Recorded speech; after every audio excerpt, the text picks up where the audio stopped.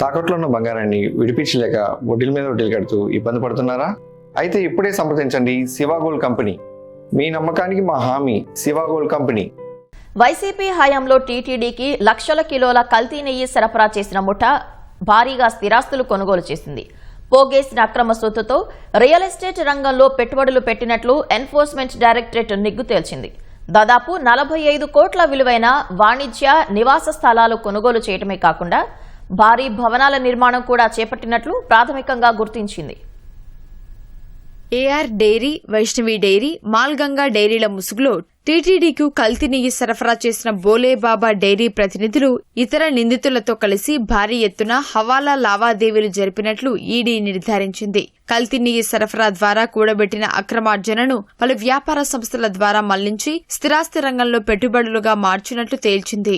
నిందితులంతా కలిసి money laundering కు పాల్పడినట్లు వెల్లడించింది. వైసీపీ హయాంలో టీటీడీకి కల్తీ నెయ్యి సరఫరా చేసిన కేసు దర్యాప్తులో భాగంగా దేశవ్యాప్తంగా 15 ప్రాంతాల్లో ఏకకాలంలో ఈడీ సోదాలు చేసింది. బోలేబాబా డైరీ డైరెక్టర్లైన Pumil Jain, Vipin Jain, AR dairy MD Rajasekharan, Vaishnavi dairy CEO Apurva Vinaykant Chavda, ఢిల్లీలోని hawala agent Ashish Agarwal, money laundering కు వీలుగా నకిలీ ఇన్వాయిస్లు సృష్టించిన మహేష్ కుమార్ రోహిరా, అజయ్ కుమార్ సుగంధుతో పాటు రాజేష్ మన్సుఖ్లాల్ చావ్డా, మచింద్ర శాంతారాం లంకేల ఇల్లు, కార్యాలయాలతో పాటు దిండిగల్లోని ఏఆర్ డైరీ, అహిల్యానగర్లోని మాల్గంగా డైరీ, రూర్కీలోని బోలేబాబా ఆర్గానిక్ డైరీ ప్రాంగణాల్లో ఈడీ అధికారులు తనిఖీలు చేశారు. నిందితుల వద్ద 60 లక్షల నగదు స్వాధీనం చేసుకున్నారు. కీలక పత్రాలు స్వాధీనం చేసుకున్నారు. బుధవారం ఉదయం నుంచి రాత్రి వరకు సాగిన సోదాలపై ఈడీ ఓ ప్రకటన విడుదల చేసింది. టీటీడీకి కల్తీ నెయ్యి సరఫరా చేసిన ముఠా ఆ అక్రమ సొత్తుతో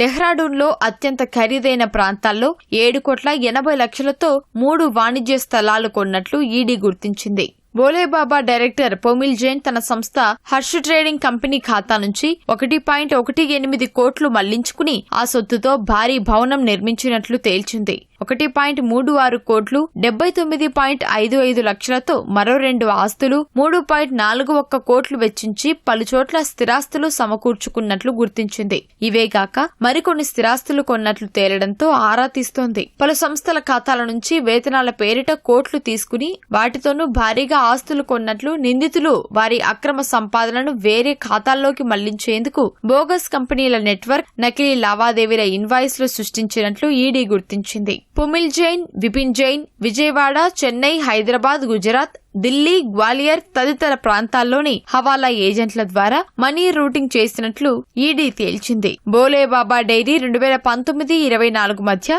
59 లక్షల కిలోల కల్తీ నెయ్యిని తమ సంస్థతో పాటు వైష్ణవి, మాల్గంగా, ఏఆర్ డైరీల ద్వారా టీటీడీకు సరఫరా చేసింది. తద్వారా 235 కోట్ల అనుచిత లబ్ధి పొందింది. ఈ సొత్తును బోలేబాబా దాని అనుబంధ సంస్థలైన Harsh trading company, Harsh fresh dairy, Vaishnavi dairy వాటికి సంబంధించిన కీలక వ్యక్తుల బ్యాంకు ఖాతాల్లోకి మళ్లించుకుని హవాలాకు పాల్పడింది. ఆ అక్రమార్జనతోనే స్థిరాస్తులు కొన్నట్లు ఈడీ గుట్టు రట్టు చేసింది.